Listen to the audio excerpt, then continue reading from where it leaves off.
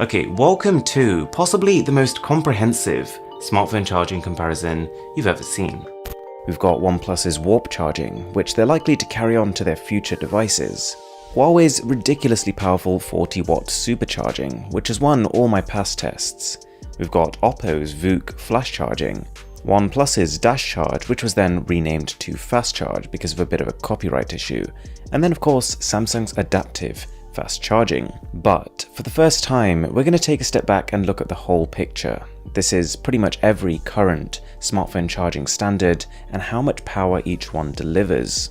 And by the end of this video, we're going to have a conclusive answer as to which one of these charging standards delivers the fastest charge or the most milliamp hours per minute. So in front of us right now, we've got 5 current top tier devices, and I've just literally drained the batteries here in front of you just to show you that each one is completely empty. I've plugged each phone in with its stock charger, turned them all on, and then equalized the settings, so we've got no NFC, no Wi-Fi, but Bluetooth is on.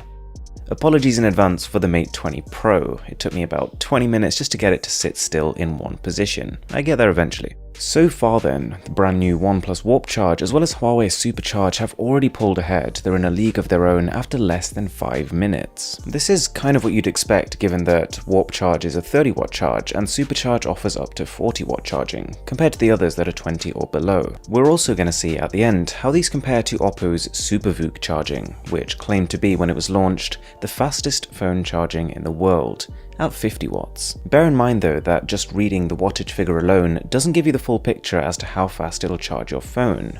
One of the other factors which is very important is temperature. The better a charger can control its temperature, the better it can deliver sustained high power. And to that end, it does seem like OnePlus has knocked it out the park when it comes to warp charging. It is still, after 15 minutes, trading blows with the Mate 20 Pro, even though it's only offering 75% of the peak charging power. That's really impressive, does indicate better temperature control. If you take a look at the far right, the Galaxy Note 9 is chugging quite a bit behind, which you'd expect given its specs. You're looking at a 15-watt charger to fill a massive 4000 mAh battery. On one hand, this phone isn't doing as bad as it looks, because we are comparing it to the best of the best when it comes to charging speed, and you'll see this summarized in the end results. But at the same time, you can't help but feel like Samsung could do better. The phone is great in so many ways and is held back slightly by that very average charging speed.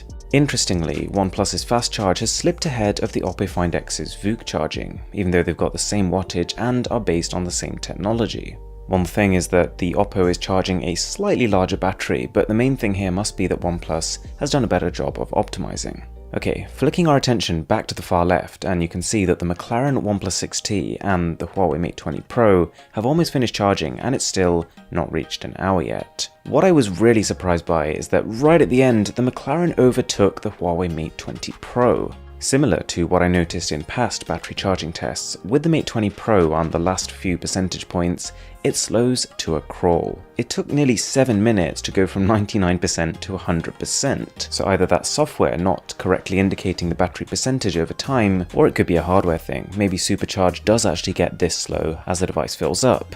Either way though, it's the same result. As the last 2 phones finish, just take a look at the battery capacity figures of all the phones.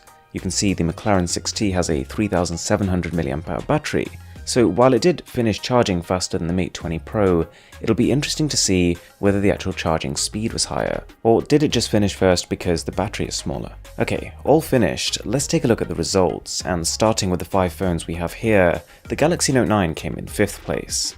This was followed by the Oppo Find X, about 10 minutes faster. Pretty good charging speed here, this is a 20-watt charger. But the OnePlus 6T was a real surprise, much faster charging than even the Oppo. What I did not expect was then that the Mate 20 Pro came in 2nd place with a staggering time of 1 hour and 13, and this was beaten by the OnePlus 6T McLaren at just an hour. So if we compile all the results I've got with all the results I've had from different charging tests, as well as some that I've used from XDA, I'll link the article below, these are the final charging speeds for all the different standards. Nothing has beaten Oppo's Super VOOC charging yet, but at the same time, OnePlus Warp charging coming just below that was something surprising and very impressive. Alright, this video has been a killer to put together, so if you did enjoy it, it would mean a lot to me if you could smash that subscribe button down below. As always, my name is Aaron, this is Mr. Who's the Boss, and I'll catch you in the next one.